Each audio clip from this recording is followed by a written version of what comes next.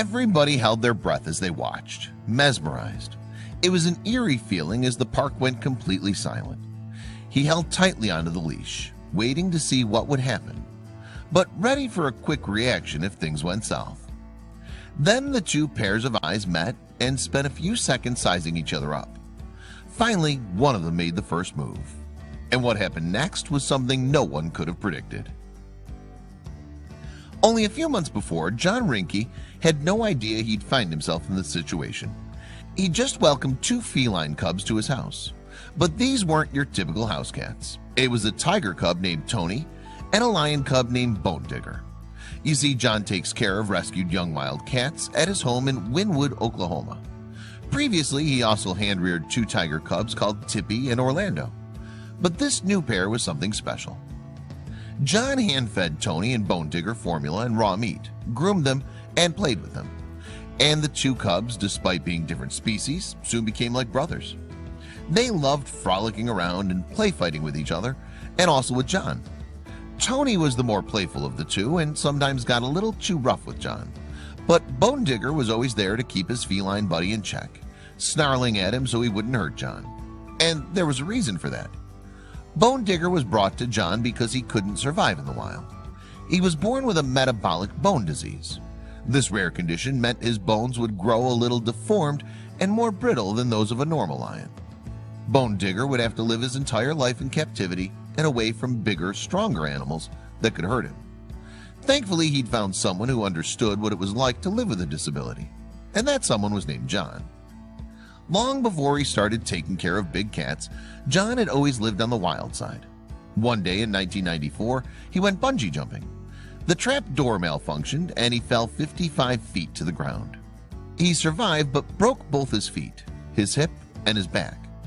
The doctors told him he'd never walk again, but he's a very stubborn man. Through physical therapy, he regained the use of his legs, but he kept suffering from infections, and soon he received some life-changing news. Both of John's legs were amputated at the knee, but this only made his resolve grow stronger. He started taking care of young wild cats, and soon it became his passion. He developed a particularly strong bond with Bone Digger, probably because they both understood what it felt like to be physically different from others. But these were big cats after all, and he couldn't keep them in his house forever. Luckily, there was a perfect place already waiting for him. Aside from taking care of young cats in his home, John also worked as park manager at the Greater Wynwood Exotic Animal Park. This would become Tony and Bone Digger's new home, where they'd have big grassy enclosures to roam and play. Tony was taken to meet the other tigers in the park, while Bone Digger got an enclosure all to himself. But despite having a lot more room, he wasn't happy.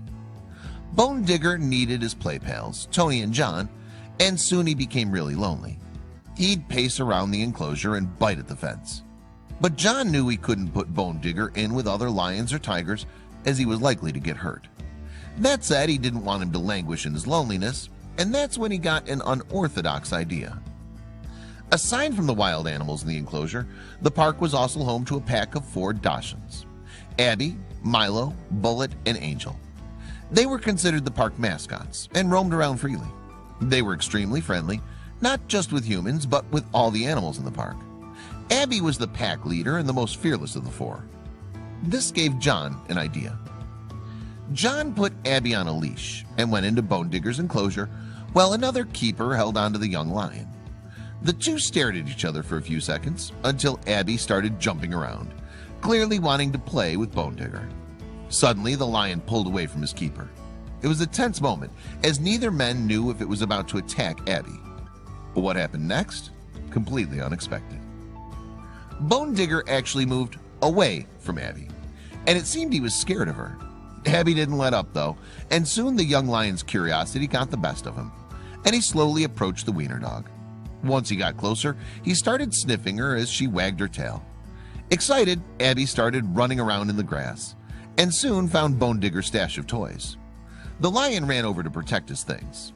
Then Abby licked him on the nose. That's when John knew his plan had worked. After the awkward initial meeting, Bone Digger decided he liked Abby after all. It was incredible to see how this tiny dog was so unafraid of a lion, who, although still young, could seriously hurt her. John said it all comes down to her cluelessness. Apparently, Dachshunds aren't really aware of their size, so they aren't daunted when they come up against a bigger animal. And Bone Digger, who was craving a new playmate, found in Abby the perfect companion. And soon, it would become a pride. Bone Digger and Abby were moved into a bigger enclosure, where Abby got her own bed alongside her new best friend. Soon, the other 3 Dachshunds were introduced to Bone Digger, and they all got along swimmingly. They became part of his pride, and he became part of their pack. They run around playing and chasing each other, and they're never apart, except when John has to clean the enclosure. Every once in a while, John has to enter the enclosure to trim down the grass and get rid of weeds. The Dachshunds love to attack the weed whacker, so John is forced to take them out. Bone Digger spends the whole time pacing around the fence crying. As soon as I'm done weeding, I let the weenie dogs back in, and he counts his weenie dogs, makes sure they're all there, and just loves all over them, he says. But Abby's definitely the one he loves the most.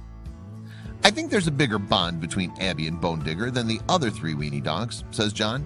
He even bites at the fleas like you see dogs do with each other. It's just crazy what they do. And he feels their relationship is a lesson for all of us. He's a wild animal, but he can be tamed.